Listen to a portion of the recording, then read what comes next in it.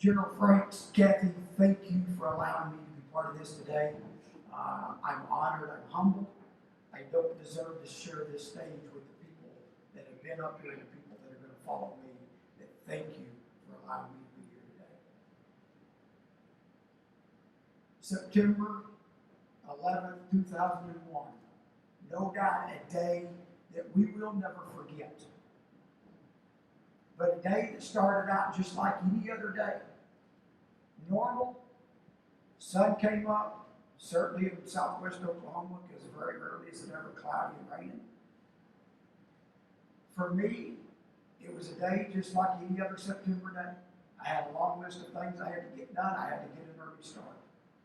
I had a neighbor that wanted me to custom sew some wheat for him. I needed to get started. So I got up and left the house early to go pick up a grain auger to get seed wheat out of the grain bin. Start hearing the news reports about an airplane that's crashed into the World Trade Center. First thought was, it's a sightseeing plane that got too close. Something went wrong. Wind current blew it into the airplane, or into the building. But as the morning progressed, it became very evident that our lives would never be the same again.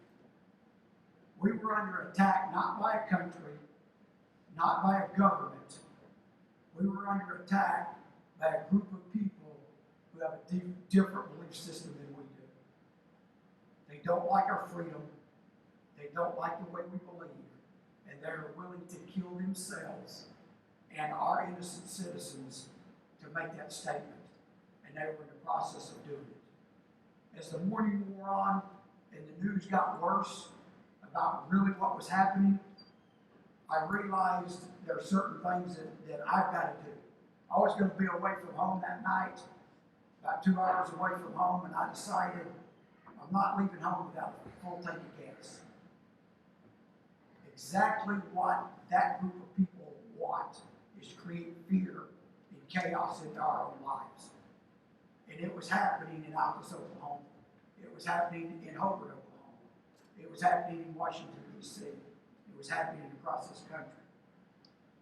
And what I want to focus on today and what I want you to think about is the response and the preparedness. That day started out for more than 3,000 great Americans just like any other day. They got up, they went to work, they were doing the things that they always do when the first plane hit the World Trade Center. And then the second was a normal day in their life. But what followed that was the brave men and women that charged into that building to save lives, risk their own lives. They were doing what they were prepared to do. They were responding in the way that they were trained and called to respond. They were doing their job as well. But unfortunately, this wasn't a normal day in their life. This wasn't a training exercise. This was real.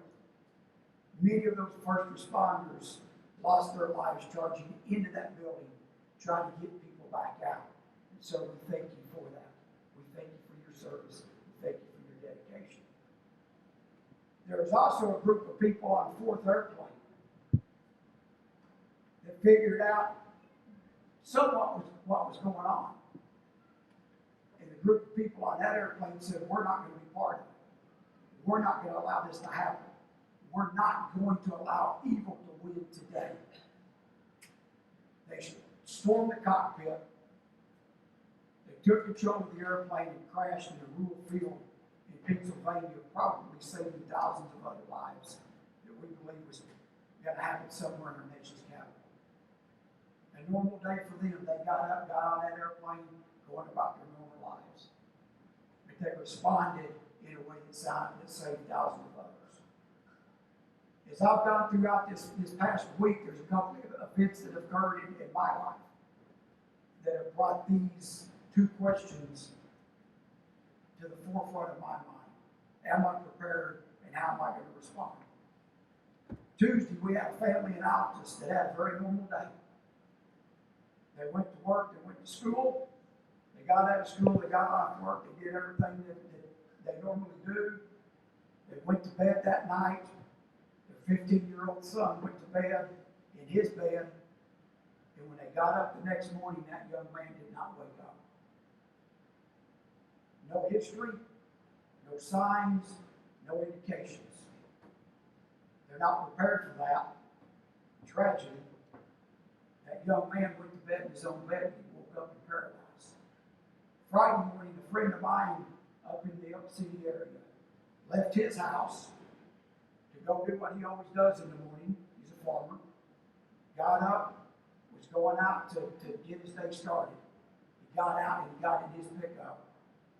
Normal day, but he never left. Had a massive heart attack and died right there in his driveway in his pickup. Those people were having ordinary days just like the people were on September 11th of 2001. I want to leave you with a couple of questions today. Are you prepared? If you have a tragic event in your life today, are you prepared? And what's your response going to be to that? Fortunately, we had a lot of brave men and women who were prepared and did respond and made that a lot less tragic day than it was otherwise. And in years to follow that, and we're still doing it today, we have young men and women who continue to prepare and continue to respond to defend this country, defend our freedoms, defend our way of lives. Caroline, I thank you for them. I thank you for leading them and guiding them. I thank you for being one of them. For every person in this room today that's put on a uniform, and it doesn't matter what uniform it was, military, police, EMS, fire, I thank you for your service. I thank you for your preparedness. And most of all, I thank you for your response in times of crisis. Thank you very much. God bless the Frank family. God bless Hope, Oklahoma. God bless the United States of America.